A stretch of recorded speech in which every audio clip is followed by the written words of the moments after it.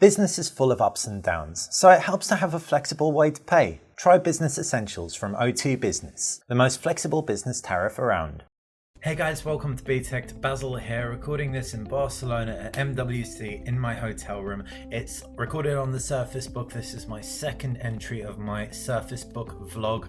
The microphone, everything will give you an idea of how it performs, and the lighting is a little bit worse, and it should give you an idea as to how the front camera performs in mediocre lighting. Also, I'm recording this on my MacBook Pro that I literally just bought a couple of months ago, and so it will give you a representation again as to how it performs by comparison when I make you see my MacBook Pro, make you see the Surface. So yeah, right, back to MWC. This and the Surface, obviously, because this is a Surface vlog update. The Surface Book has served me well at MWC. I haven't not taken my MacBook with me as well. I've been lugging around the two simultaneously. The reason for that is I have needed to get videos edited live quickly for you guys and for other work that we're doing as well. So I should have relied 100% on the Surface, but I'm really glad I didn't. The main reason that I found the Surface hasn't necessarily been my go-to for every single video editing thing I've done is the screen size. The screen size on the MacBook Pro is just that bit bigger, and that's literally it.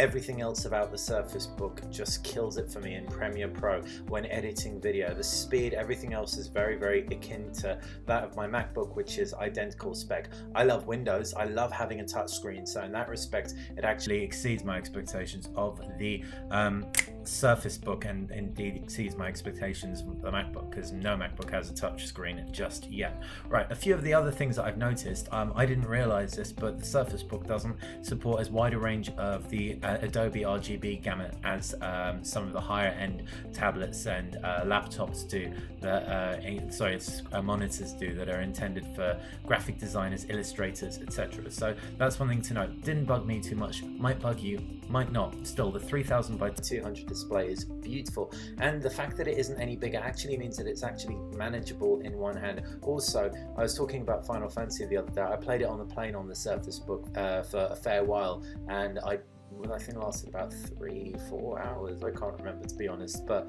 the whole plane journey, it was more like 1-2 to Barcelona. The tab didn't get too hot, and it didn't drain out all the battery, which was amazing. What's also not so awesome, is when it's in your bag and you close it, it actually does get a little bit warm. You have to power it down, put it to sleep, or do whatever you need to do. This is somewhere between a laptop and a tablet, and as such you have to treat it with the love and respect you would treat your laptop. That's the main thing though. Like, I'm really loving it. I'm looking forward to getting it back to the office and having MWC over so that we can get on with getting the review up for you guys. Right, back to the Mobile World Congress coverage. So Sunday we saw the LG G5, beautiful phone. But what's really beautiful is the modular design, really. LG also announced a couple of other devices with dual screen, as you have on the V10 and stuff like that. Also, we'll get videos on them for you tomorrow, by the way. Also, we've got the Samsung Galaxy S7, S7 Edge, and Gear 360. We've done a whole load of content about those.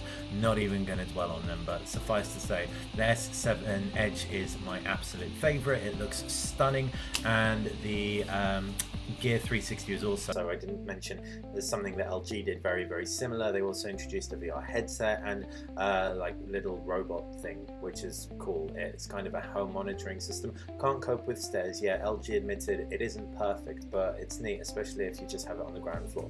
Right, on to Huawei. They released their MateBook, which was a gorgeous piece of hardware, quite expensive at the top end. It's a tablet running a Core M processor, Core M3, Core M5, or Core M7. Starts at $799, and that's without the folio case. Runs full Windows 10 though, which is sweet, and either 4 or 8 gigabyte of memory depending on the variation that you go for. It also has a pen, 2048 levels of pressure sensitivity, and the pen doubles up as a laser pointer and a clicker as well.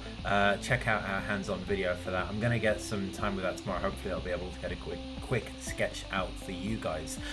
Right, what else? Sony. Sony actually surprised me. I was expecting very little from Sony because there were no real leaks, and if anything it would be a kind of mid-range low-ender, and indeed it was a mid-ranger. There was the X and the XA. The X was kind of like neither here nor there. It's basically an Xperia Z5 with no waterproofing, a 13 megapixel front camera, and slightly cheaper finish, although I actually in a lot of ways prefer it because it's a little bit more curvaceous, a little bit more elegant. But the XA, it's pretty much an entirely new design language thanks to that edge-to-edge display, which looks so good. Please check out our video, and if you get a chance to see one in the flesh. The other thing is, which really surprised me, is it has a MediaTek processor inside. It's a P10 processor with 2 gig of RAM, 13 megapixel rear camera. I think it's an 8 megapixel front camera. And what that means is that it's not going to cost a bomb. It feels when you hold it, when you like play with it, that it should cost a bomb. The screen is beautiful, and I can't get my head around the fact that it's a 720p screen because it looks so good. Anyway, play with one, have one in your hands, and then tell us what you think about it.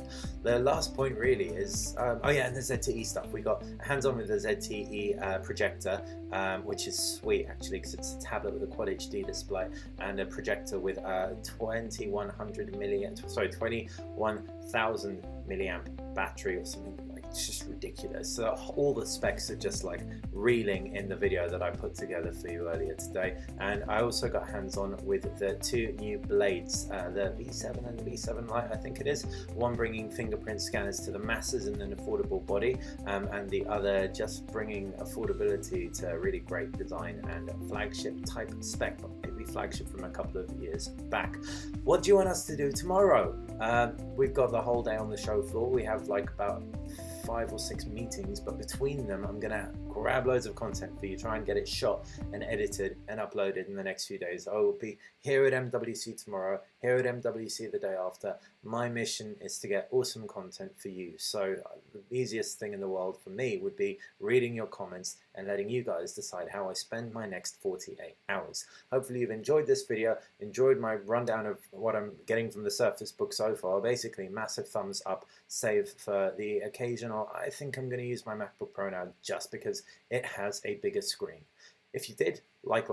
If you like the channel, subscribe, and make sure that you share this video and let us know exactly what you want to see at MWC.